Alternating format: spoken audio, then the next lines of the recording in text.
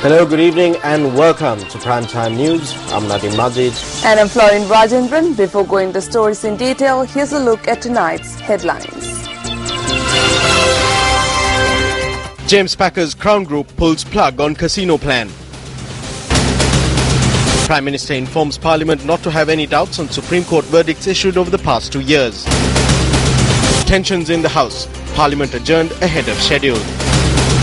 Crashes at the Wathala Pradeshya Sabha. 4 persons, including the chairman, hospitalized. Three-wheeler fares reduced by 10% from Sunday. Justice Keshri Pawan was sworn in as the new Chief Justice of Sri Lanka this evening before President Maithripala Sirisena. The post of Chief Justice was left vacant with the retirement of the 43rd Chief Justice Dr. Shirani Bandaranaike, and her successor Keshri Pawan is currently the most senior judge in the Supreme Court. A product of Hindu College, Jaffna, Keshri Pawan took oaths as a lawyer in 1976. He was attached to the Attorney General's Department in 1978 as an acting State Counsel and also held the position of Senior State Counsel and Deputy Solicitor General. He went on to become President of the Court of Appeal in 2007. He was appointed to the Supreme Court in 2008. Meanwhile, making a special statement in Parliament today, Prime Minister Ranil Wickremesinghe announced that no doubt has been cast on the verdicts delivered by the Supreme Court over the past 2 years. It is clear that the President never received any motion adopted by a majority of members of Parliament calling for the removal of Chief Justice Dr. Shirani Bandaranaike due to any misdemeanour or inability. When reading Article 107, Part 2 of the Constitution, it is evident that the President made an illegal, arbitrary decision to remove the Chief Justice. When considering these facts, it is evident that the appointment of then Cabinet Legal Advisor Mohan Peris as a Chief Justice was invalid. This is because there was no legitimate vacancy at the time for him to be appointed. Since the removal of Dr. Shirani Bandaranaike was not illegal, she could continue to function as the legitimate and constitutional Chief Justice of the country.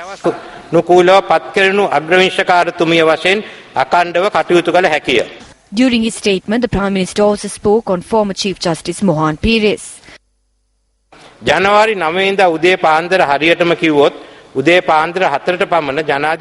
about 4 am on the morning of the 9th of January, I was informed that President Mahinda Rajapaksa wished to hold a discussion with me. When I went to Temple Trees, I saw several people around the President. One of them was Mohan Peris. When I asked him what he was doing there, he said that he had come there to offer some advice and then he left the room.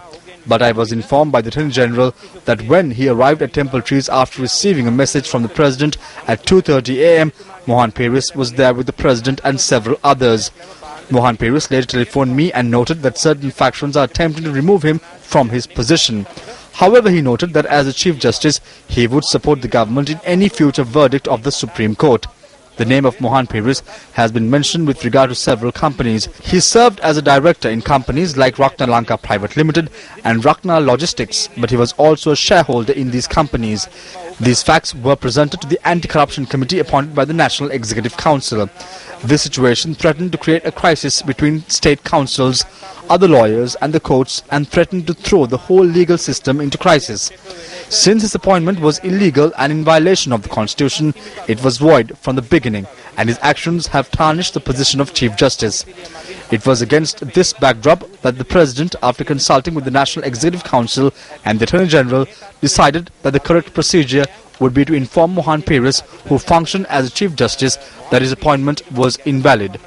The President then informed the actual Chief Justice, Dr. Shirani Bandaranaike, to resume duties as a Chief Justice. I wish to remind this House that over the past 2 years, the Bar Association of Sri Lanka has been of this stance and that they did not accept Mohan Peris as the legitimate Chief Justice.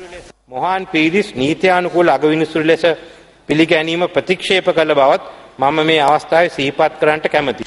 The Prime Minister also commented on the validity of verdicts delivered by benches, including Mohan Peris. I wish to draw the attention of this House and the country to Article 119, Part 2 of the Constitution, and I quote, the Supreme Court shall have power to act notwithstanding any vacancy in its membership, and no act or proceedings of the court shall be or shall be deemed to be invalid by reason only of any such vacancy or any defect in the appointment of a judge, unquote. Therefore, there should be no doubt of suspicion over any of the verdicts or determinations issued by the Supreme Court over the past 2 years.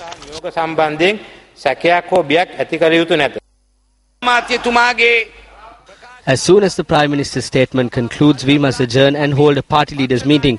Thereby, I ask that this party leaders meeting be held now. The Speaker adjourned the sitting to consider a decision on the matter. The House reconvened 40 minutes later. The request we made before this House, the promise made to this House. We call on the Speaker to grant time now for the first debate on the statement made by the Prime Minister on this very important issue. There cannot be a system where judges are coerced into leaving. We are prepared to grant a debate. There is no problem.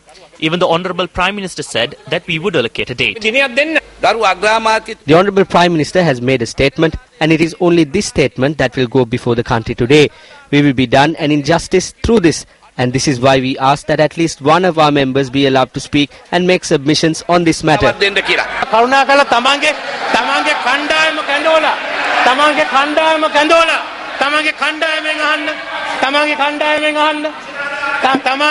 තමන්ගේ කණ්ඩායමෙන් අහන්න ඔයා ඉන්නේ නැන්නේ ශ්‍රී ලංකා නිදහස් පක්ෂේ සමාජික පැන්න එකෙන්නේ මේ වාඩි වෙනවා දැවුත් කෑ මේ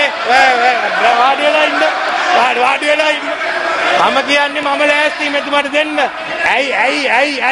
ඇයි මේ පළවෙනි පේලියේ ඉන්න අය මෙතුමාට කෑ ගැහුවේ ඇයි අර පේලියා කෑ ගැහුවේ නැත්තේ මං හිතුවේ එතනින් කෑ ගහයි කියලා ශ්‍රී ලංකා නිදහස් පක්ෂය දැන් ශ්‍රී ලංකා නිදහස් පක්ෂය උතන නැහැ ශ්‍රී ලංකා ඕන්ට වඩා කෑ ගැහුවොත් මං ඔබතුමාව ජනාධිපතිතුමාට වාර්තා කරනවා මේ ඕන්ට වඩා කෑ ගැහුවොත් ඔබතුමා ජනාධිපතිතුමා කෑ ගහ වාර්තා වාඩි වෙන්න ටොක්කක් ගන්න නැතුව ජනාධිපතිතුමාගේ හරිද ජනාධිපතිතුමා ටොක්කක් ගන්න නැතුව වාඩි වෙනවා ඉතින් ජනාධිපතිතුමා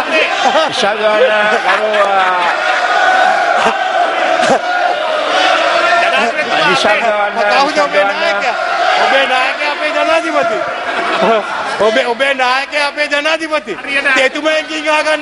එතුමෙන් ගන්න 4 individuals, including the chairman of the Wattala Pradesh Sabha, Tyagaratna Alvis, have been admitted to hospital following a tense situation that arose at the Wattala Pradesh Sabha this morning. The tense situation arose following the attempt made by a group of people to remove the chairman from the council. A ceremony to welcome Mr. John Amratunga was held opposite the Wattala Pradesh Sabha this morning. The ceremony was organised by a group of UMP members of the Wattala Pradesh Sabha. The minister who arrived at the ceremony had left the premises following an inspection tour of the council. When the council convened following the departure of John Amratunga, a group of people had coerced Chairman Tyagaratna Alvis to resign from his post. A tense situation arose after that.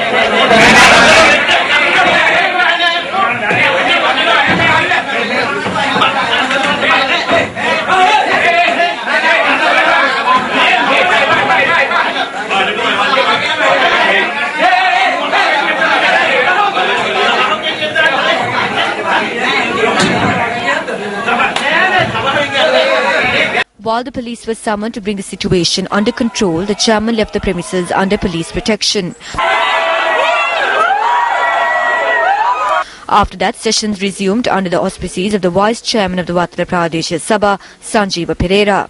The injured, who included a chairman of the council, Tyagaratna Alvis, and 3 UPFA members, are currently receiving treatment at the Ragama Teaching Hospital.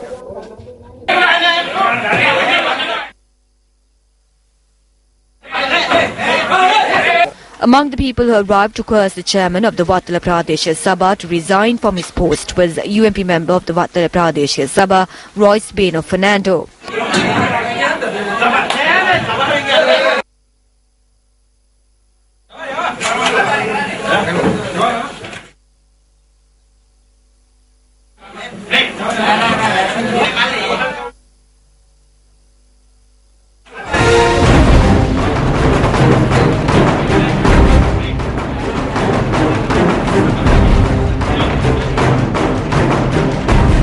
Can you identify any members of this group? If you do, contact News First on 0114 896 896.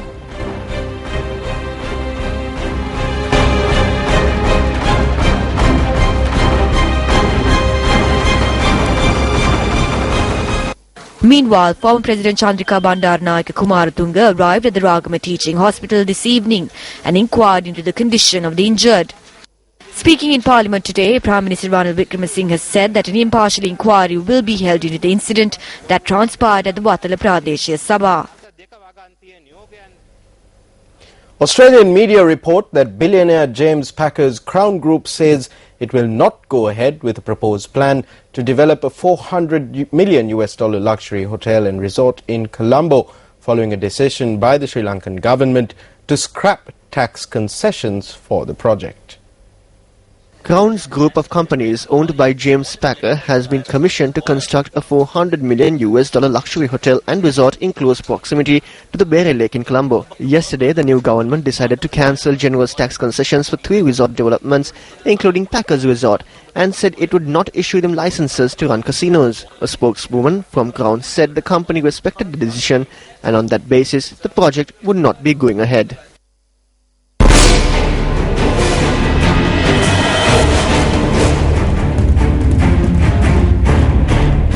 The Consumer Affairs Authority has established a committee to investigate whether the concessions granted to the people through the interim budget are being implemented in the retail market. The assistance of the field officers at divisional secretariats across the island has also been obtained for this purpose. The interim budget presented yesterday reduced with immediate effect the prices of gas, kerosene, milk powder, wheat flour, sugar, canned fish, green ram, black gram, sprats, coriander, turmeric and Maldive fish. In most instances, consumers do not receive such concessions instantaneously. The Director General of the Consumer Affairs Authority, J.M.A. Douglas, says that constant inspections will be undertaken to prevent this from happening. The Association of Wholesalers and Importers of Essential Foods say that they took steps to reduce wholesale prices effective today. However, when News First made inquiries, it was made evident that issues have cropped up with regard to implementing the price reductions in the retail market. We have a small stock which was purchased earlier that we will sell at the old price. We will start selling the new stock tomorrow, subsequent to adjusting the price as per the new concessions. Not all 13, but we will see what we can reduce according to the stocks that we have. It will take a week for the other products to reduce. Meanwhile, the All Island Bakery Owners Association has decided to reduce the price of bread by 6 rupees, parallel to the reduced price of flour. We will discuss how we can reduce prices of other bakery products apart from bread, and we will reach a decision on how much to reduce it by. Steps have been taken to ensure that the benefit of reduced fuel prices spills over to all people. The Minister of Internal Transport says that the decision has been reached to reduce the fee charged by school transport services and three-wheelers. In order to ensure that commuters reap the benefit of the fuel concession granted by the government, the three-wheeler associations and the ministry have reached an agreement to reduce the fare of three-wheelers by 10% from the 1st of next month. We also held discussions with school transport associations and reached an agreement to reduce their charges by 5% from next month.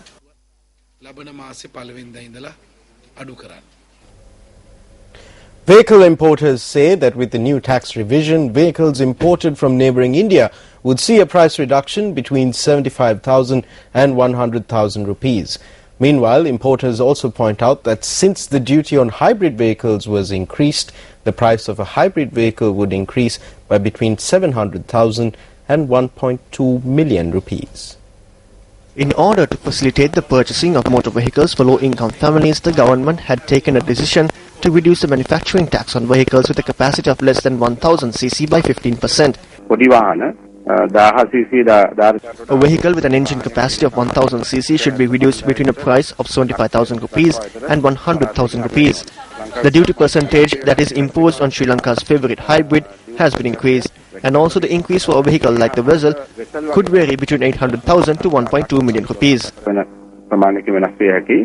However, vehicle importers also point out that the tax on non-hybrid vehicles that possess a capacity of 1000 cc or more remains the same. Meanwhile, as a step towards preventing the underestimation of the value of imported vehicles, measures were taken to remove the depreciation tax. Discrepancies could occur at a time like this in the industry when the vehicles are imported. We are also going to face many obstacles if each trader starts importing vehicles at different prices. We will have to obtain the same price at which these were bargained for by the customs. We are hoping to resolve this matter by having discussions with the finance minister.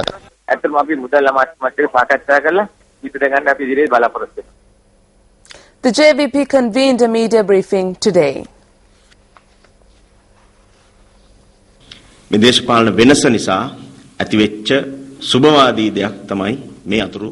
interim budget is a positive outcome from the political change that has taken place. We intervened in the National Executive Council for one aim, that is immediately ensure that relief is given to the people.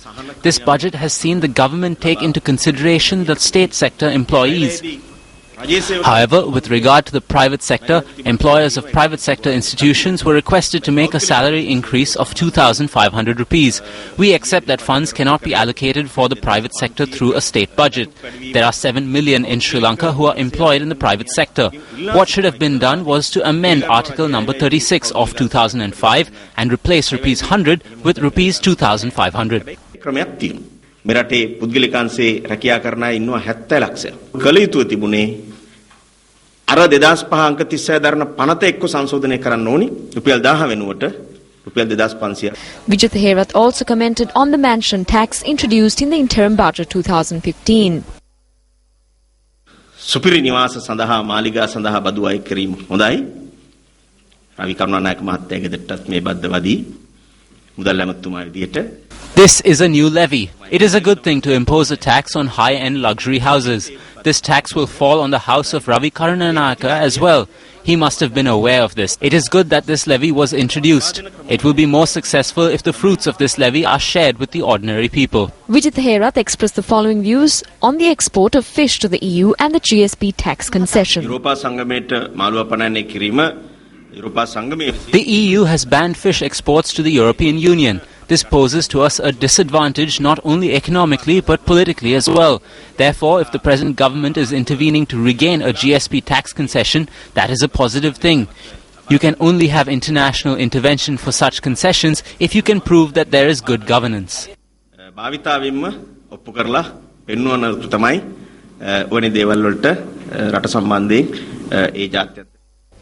Now, the mansion tax that was proposed by yesterday's interim budget has been raising a few eyebrows. The Deputy Minister of Policy Planning and Economic Affairs, Dr. Harsha De Silva, however, says that a criteria is yet to be formulated for the newly introduced mansion tax. As per the proposal, a tax of 1 million rupees per annum will have to be paid for all houses that are valued at more than 100 million rupees and or span an area greater than 5,000 square feet. The tax dubbed mansion tax aims at only charging taxes that the country is due from those who built luxury houses in the recent past in Colombo. These are not for villas that were built in the past that have been passed down for generations. Though there are large houses, sometimes the retirees who live in those houses do not even possess 10,000 rupees, let alone 1 million rupees. When discussing about the criteria, we took this into consideration. We are also hoping to come up with a system to charge the million rupees in a just manner with a feasible plan. We are hoping to formulate a plan where the 1 million rupees will be charged justly.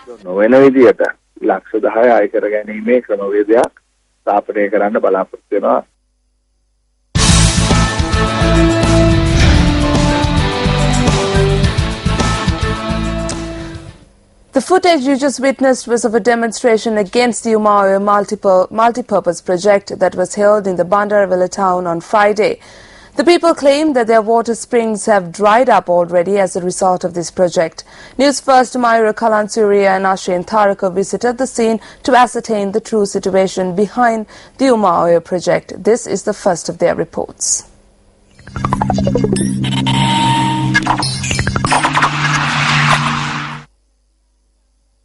The Umayyad multi-purpose project was first proposed in 1991, with the intention being to construct 2 reservoirs across the Umayyad and the Matati Loya in Puhulpola and Dayaramba for power generation and water supply.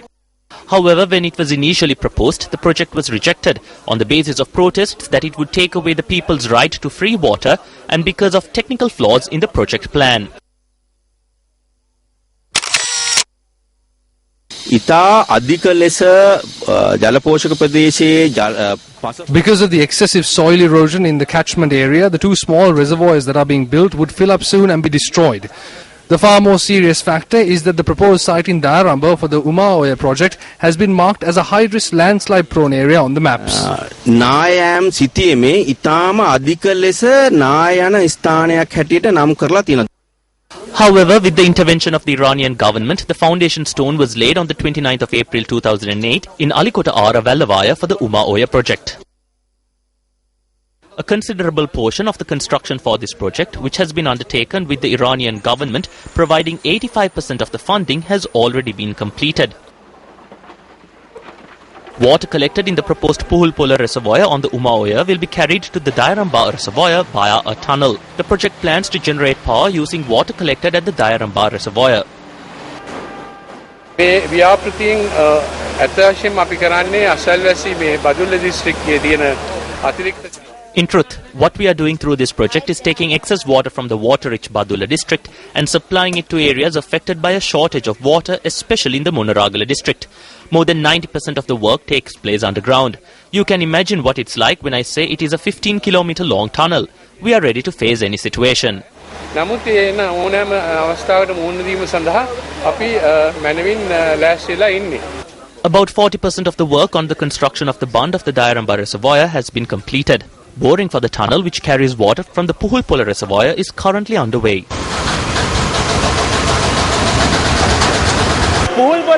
This is the tunnel that is being dug to carry water from Puhulpola to the Dayaramba reservoir. For the first time in Sri Lanka, a media crew will be able to travel into this tunnel. However, we are not going in on foot. We will be driving in.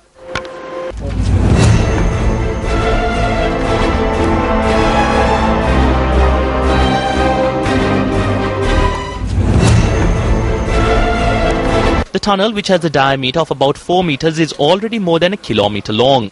At every instance where there is a water spring, engineers have used a cement mixture to prevent water from leaking into the tunnel.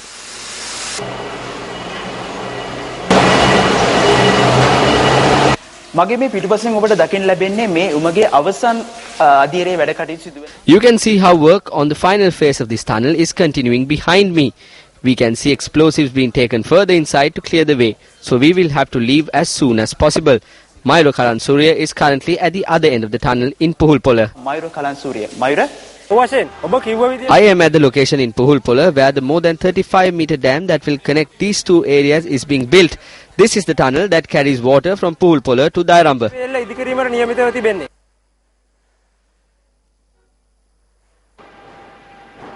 The tunnel between Puhulpola and Dayaramba is 4 kilometers long in total. About 2 kilometers of rock and earth still separate both ends of the tunnel.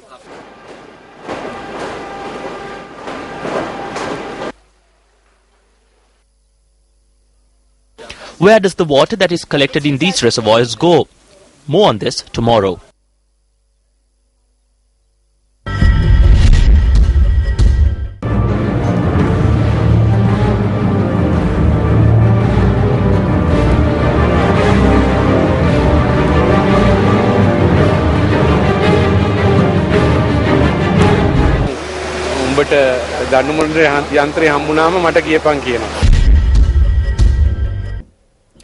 The visiting Minister of State for the United Kingdom's Foreign and Commonwealth Office, Hugo Swire, says that despite a new government being elected to power, the position of the UK government towards Sri Lanka will remain unchanged. Speaking exclusively to Newsfirst Shamir Rasuldin in Colombo today, the UK minister said that the position of the United Kingdom at the UN Human Rights Council will be decided once the report of the UN High Commissioner for Human Rights is published. You met several high-ranking officials of the government, including President Maithripala Sirisena today. What were the concerns you raised with him? Well, I think we raised some concerns, but we also talked about the long-term relationship between the United Kingdom and Sri Lanka. What were the concerns you raised? Well, not the only concerns we talked about were the issue which will be on everyone's mind here, which is the United Nations Human Rights Commission and the report, which is underway at the moment. And we discussed various aspects surrounding that report, when it might report, when it's due to report. This is all, of course, up to the Prince Zayed in Geneva as to when it's published. And we are very supportive, but we want to see genuine change in Sri Lanka and reconciliation, and we talked about our own knowledge of how these things can be achieved from our Northern Ireland experience. March this year, Sri Lankan government is going to be again on the spotlight in terms of Sri Lanka's human rights record. What would be the position of the United Kingdom during the March sessions? We await the report. I've seen some reporting that the session has, the evidence session has finalised and they're preparing the report. I'm not aware that's the case. We've had nothing to do with putting the report together. It's a new government in place. Will the thinking be changed? No, I don't think so. I think the thinking may be changed in Sri Lanka about how to implement what the report recommends and continuing with the lessons learned and reconciliation as well. But I don't think what the UN comes up with from the report will change because there's been a change of government here in Sri Lanka. Position They'll say of the what they United said. Kingdom? They'll talk about the facts.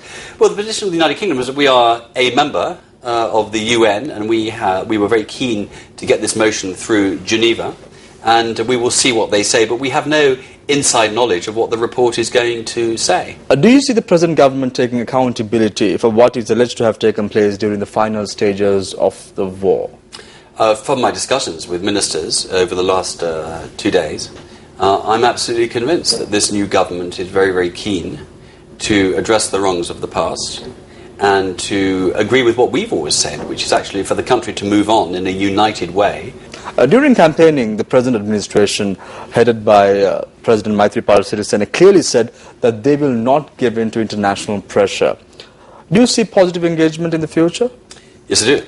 I absolutely do. As I say, how this report comes out, and we're not aware of any recommendations it's going to make yet. And of course, there are internal processes going on in Sri Lanka at the same time. So I think this whole thing is coming to a head, and we await to see the findings of this report. I'm not going to second guess what it says. I'm not going to second guess what. But the position of the UK government on Sri Lanka will not change when the report comes out.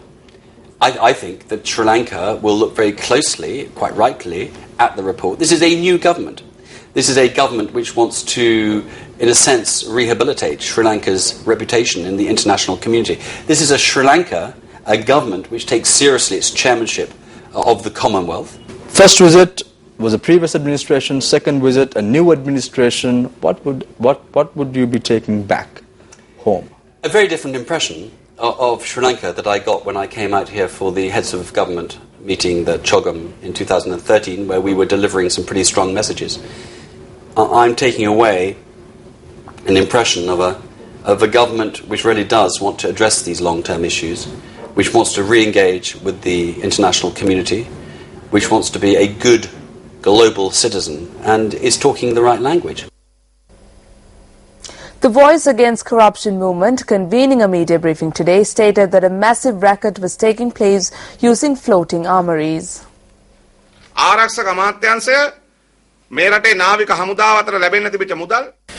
An operation had gotten underway where the finances the Navy and the retired soldiers were due were being redirected to the Avantgarde Security Company through the Ministry of Defence.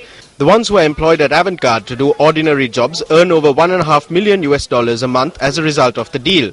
A vessel that arrives at the Colombo harbour to be docked for 5 hours pays the Navy $3,500 for safeguarding 4 firearms.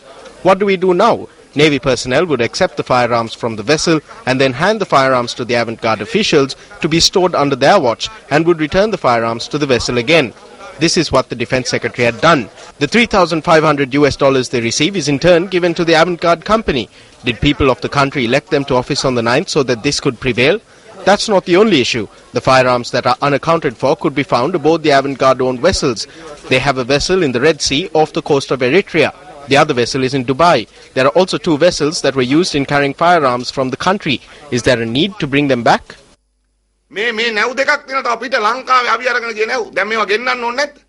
Remarks were made about the improper wage hikes at the CEB. They want to increase the salary of the CEB manager by 124%. The employees at the engineering division have even resorted to increasing their wages by between 50 and 124% without seeking the cabinet and treasury's approval. Now, with whose approval was this done without obtaining the approval of the treasury? This fraud took place before the 6th of January. Now he is trying to legalize this fraud. Minister Patali Champika is slated to present a cabinet paper in this regard. Isn't Patali Champika Ranawaka aware of this? Is this a so-called good governance? Is this how he opposes corruption? cabinet paper එකක් දාලා. පෙරේද cabinet එකට cabinet paper එක යනවා. ඒක දෙතුමාගේ යහපාලනේ. ඒක දෙතුමාගේ දූෂණයට විරුද්ධ වීම. අපිට තියෙන බරපතල කනගාටුව.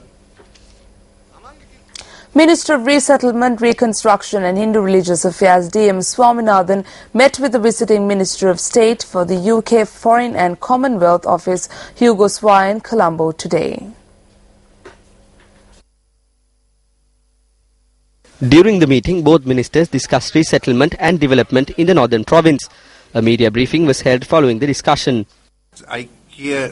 அதாவது நாட்டு சபைகளும் மற்ற சபைகளும் யூரோப்பியன் யூனியன் போன்ற பல முக்கியமான அங்கத்தவர்கள் Many councils and bodies like the EU have come forward to work in collaboration with us.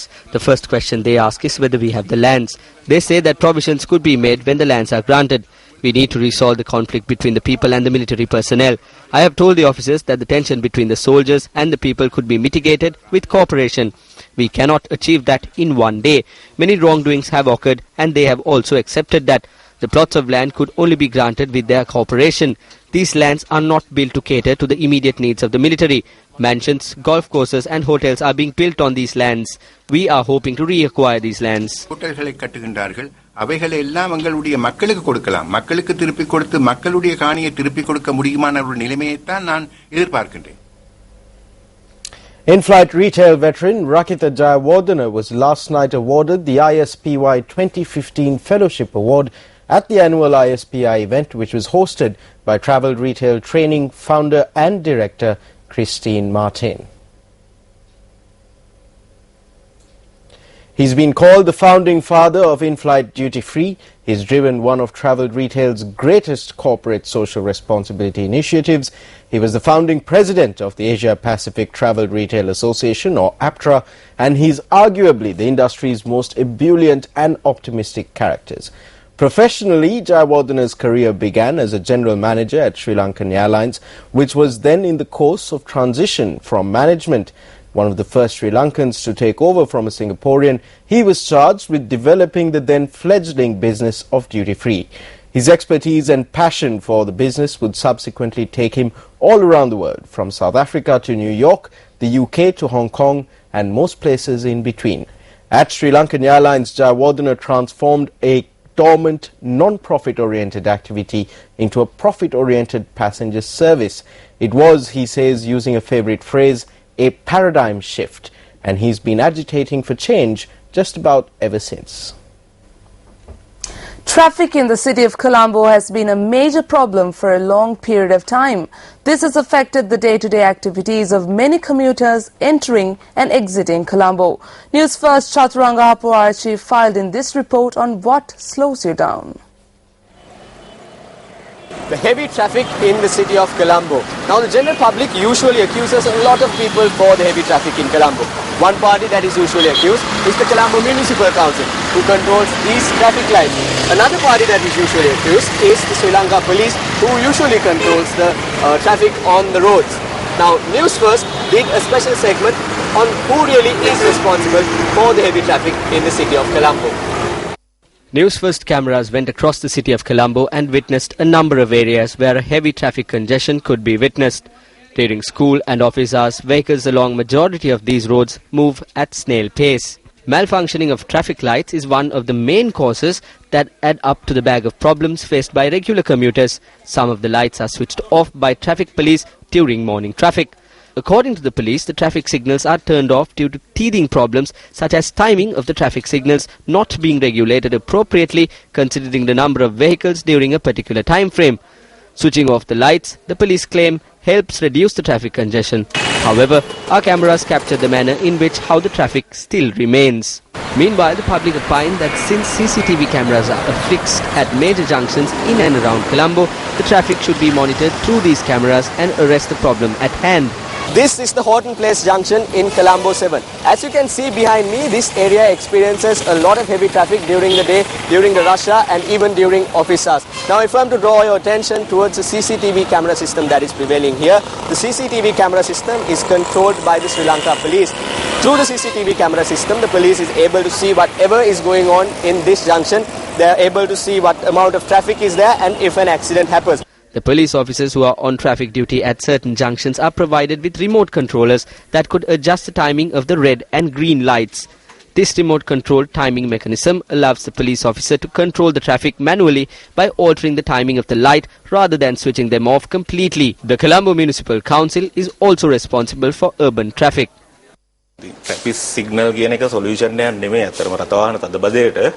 Traffic signals are not a solution to vehicular traffic. There are a lot of vehicles in the city. The timing of the signal lights creates the impact.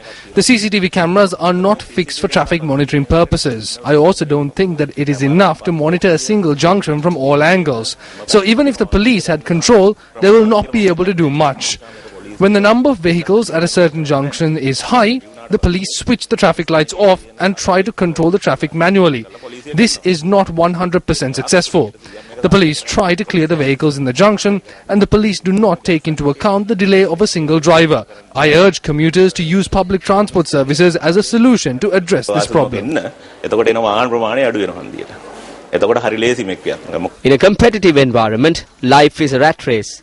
And in today's day and age, it is traffic that slows you down.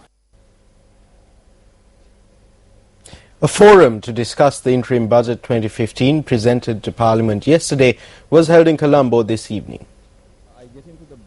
The forum was organized by the Ceylon Chamber of Commerce, MTV Sports and Newsfirst.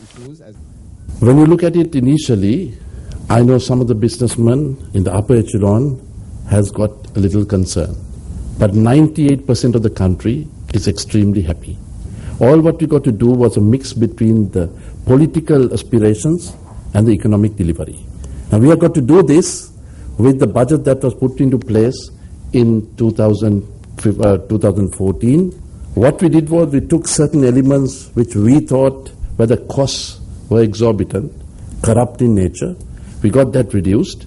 We ensured that it was a policy that we didn't want to put any burden onto the common people who repose their faith in Honorable Maithripala Sirisena, Ranil Wickremesinghe and our government. And also we also want to deliver every single thing that we mentioned within the 100 days. So with those parameters, we have a very little option as to how to go forward. We are a very responsible government and we want the economy to move, not in the hands of a few, open it, a clean operation to go forward. And that's the promise our President, our Prime Minister and I gave in Parliament yesterday. It does not really matter how tall the towers are.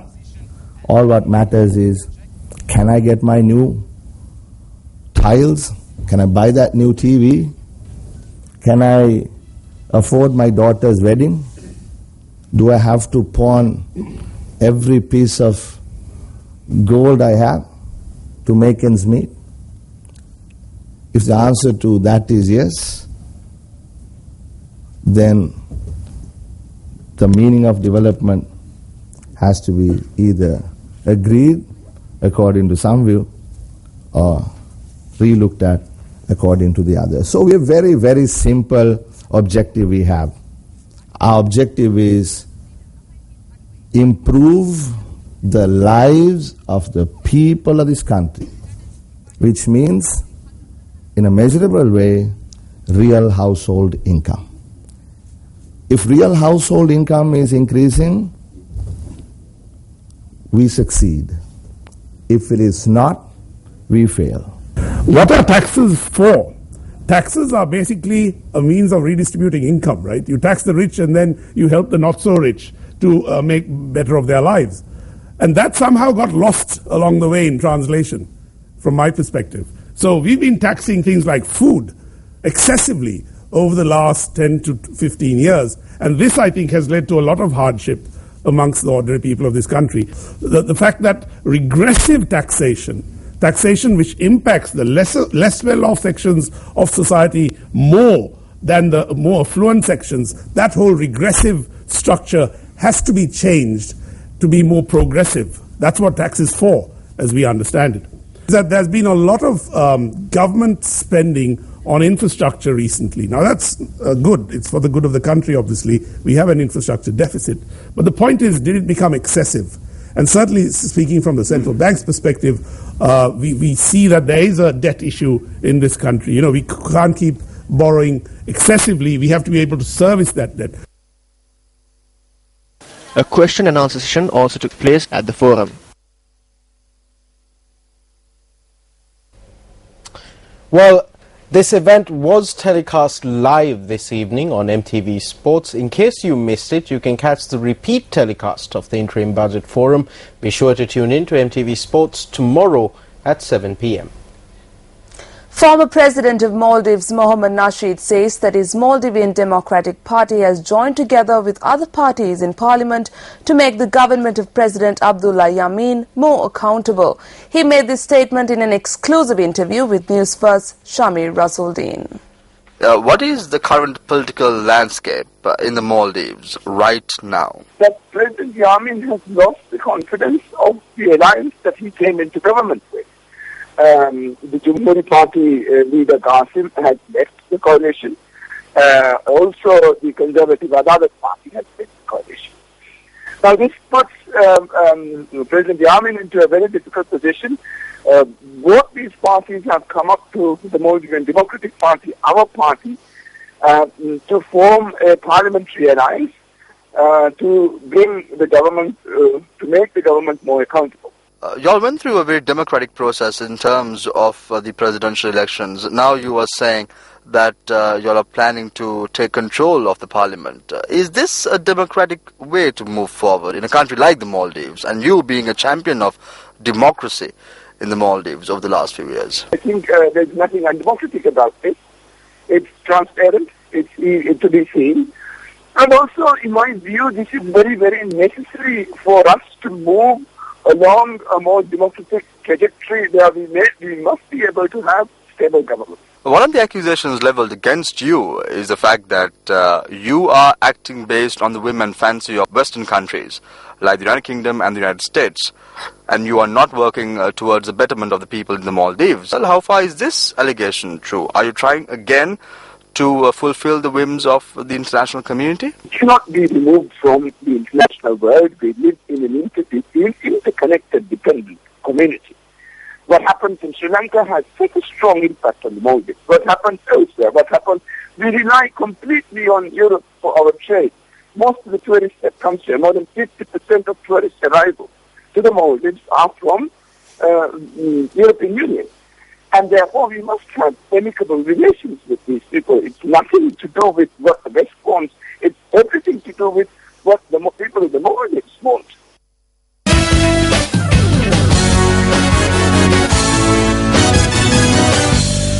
Moving to some sports news, the International Cricket Council today announced the umpire and match referee appointments for the pool stage matches of the ICC Cricket World Cup 2015, which will be staged in Australia and New Zealand from the 14th of February to the 29th of March. 6 Sri Lankans are among those who will officiate at the upcoming ICC World Cup 2015. Ranjan Madugalla and Roshan Mahanama will be officiating as match referees, and Kumar Dharmasena, Ranmo Martinez and Ruchirapalya Guruge will take the field as umpires. Peter Manuel will officiate as umpire's educator for the above tournament. Marius Erasmus and Nigel Long will be the on-field umpires for the tournament opener between New Zealand and Sri Lanka in Christchurch on the 14th of February. Meanwhile, the ICC has also confirmed umpire appointments for the 14 warm-up matches that will be played in the lead-up to the tournament proper. These matches will be played in Christchurch, Adelaide, Melbourne and Sydney. And in rugby news, week number 3 of the Interclub Rugby League kicked off today with the Army Sports Club locking horns with Air Force. The Army Sports Club won the game against the Airmen 24-13. Incidentally, the captain of Army SC, Rohitha Rajapaksa, did not play in today's game.